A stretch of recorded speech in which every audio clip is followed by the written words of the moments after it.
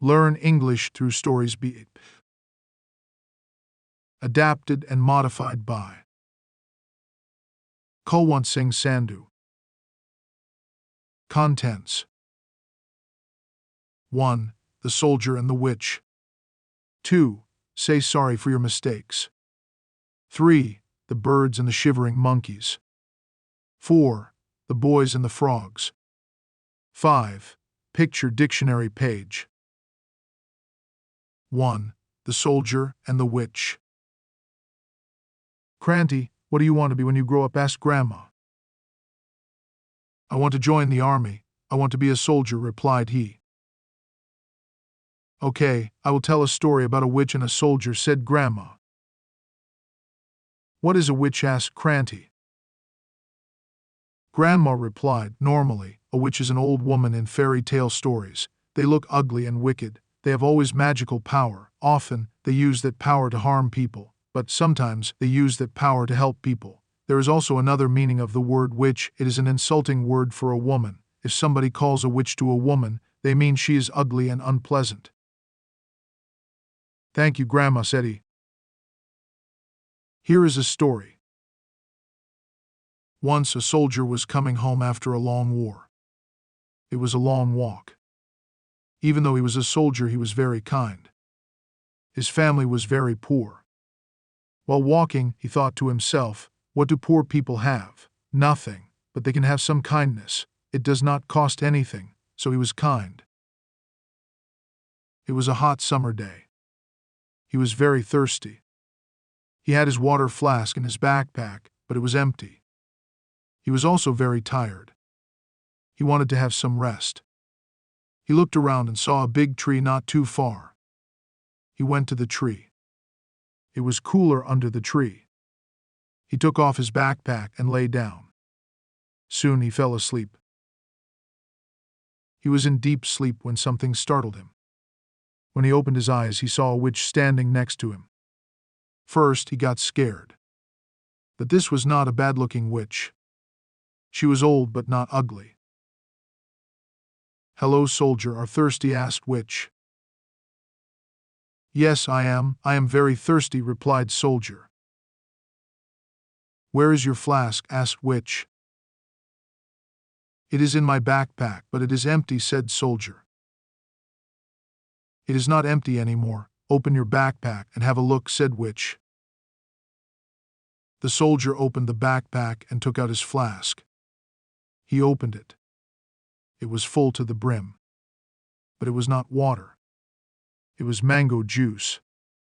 It was cold and very sweet. After drinking some, he looked up. He was sitting under a mango tree.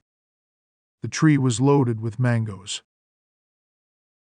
Are you hungry? Asked witch. Yes, I am hungry. I am very hungry, said soldier. Where is your tiffin box?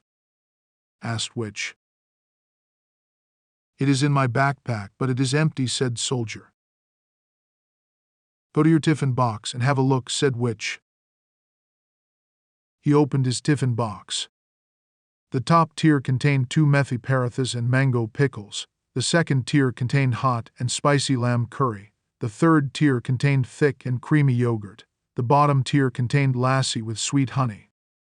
The food was so delicious. While eating, he nearly bit his fingers. Is your family poor? Asked witch. Very poor. We are very poor. We have no land. Our house is made of cane. We have no beds. We sleep on the floor, said soldier. You were thirsty before. I am sure you are not thirsty anymore. You were hungry before. I am sure you are not hungry anymore. You are poor now. I am sure you will not be poor anymore, said witch. Thank you, ma'am, said soldier. Listen, son, I am sending you to an island. There is a box hidden on the island, but 3 big dogs are guarding it. Be nice to the dogs, they will not harm you. Remove them gently and open the box. Fill your backpack with gold coins and close the box. Put the dogs back. Say the word home and soon you will be home. Spend your money wisely. I am sure you know, there is a girl called Sandita. She and you were in the same school. She is a rich girl, but she liked you when you were poor. She liked you because you wanted to be a soldier. You are still in her heart. Her parents wanted her to marry a rich man. She refused. She's waiting for you. She is very intelligent, said Witch and disappeared. When the soldier reached the island, he found the box and also the dogs guarding it. He had to first try to tame the dogs to reach and grab the box. They were huge, as tall as a house. But their eyes were lonely, as if they were sad all the time. "Why are you all sad?" the soldier asked the dogs. "People get scared when they see us.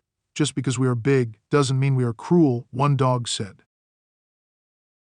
Hearing this, the soldier tried to be friendly with them. Seeing his friendly behavior, the dogs were happy. The soldier did not have to remove them from the box. They moved themselves. The soldier then opened the box. The box was full of shiny gold. He filled his rucksack with gold. He also filled his flask and tiffin box with gold. Some of the gold coins were stained with lamb curry. He didn't mind that. He said the word home. The soldier reached home. One day, Sandita was singing. "Soldier, soldier has come home from the war. I am happy, super happy, and not sad anymore." 2. Say sorry for your mistakes. A king lived in a town. He enjoyed hunting more than anything else. There were many wild animals in the jungle. He went hunting every day. His soldiers went with him. They had many weapons: swords, spears, bow and arrows, and many more. One day he and his soldiers hunted many animals. They stopped on the way when they were coming back to the town. It was nice and cool under a tree. The king went to sleep. He was sleeping peacefully when a stone hit him. He woke up in a state of panic. He wiped his forehead with his hand. There was some blood on his hand. He shouted to his soldiers and said, "Catch, catch whoever has thrown the stone." The soldiers went to all four sides. They saw a woman walking towards the town. They caught her. They brought her and placed her before the king. The king looked at the lady and said, "Why did you throw the stone at me? It disturbed my sleep and hurt me too." The woman looked at the king and said, "O king, I cut firewood in the forest, chop it, sell it in the country, and feed my children with that income. There is nobody else to look after my children. I live alone with my children. My husband died last year. On the way, I saw fruits on the tree. I remembered my children. Isn't it the mother's duty to satisfy the children's hunger? I threw a stone at the tree to pick the fruits. I couldn't see from the distance that you were sleeping in the shade of this tree.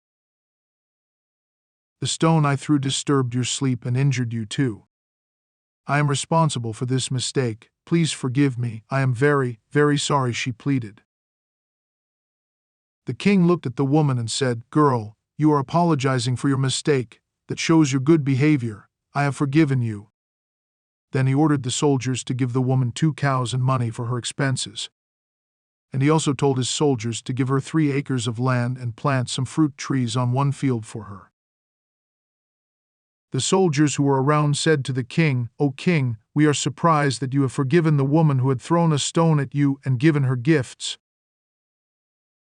The king looked at the soldiers and said, "Soldiers, an ignorant tree bears fruit if the stone is thrown in it. How should we behave if we are wise? And she did not throw the stone at me on purpose. When she hit the fruit with the stone, it accidentally fell on me and hurt me. She regretted her mistake and apologized to me. Not only that, she threw a stone at the tree to satisfy her children's hunger. Wasn't that her duty as a mother? She did so for her children. I gave her gifts as a good king should do." The soldiers were overjoyed to hear the king's explanation. 3. The birds and the shivering monkeys. In a dense forest once, there was a huge tree on the banks of a river. The tree provided plenty of fruit for animals and birds. Many families of birds lived in the tree. They made comfortable homes on the branches of the tree. The nests were constructed with grass and twigs. They were designed in such a way to protect from all weather, rainy, windy, hot, and cold.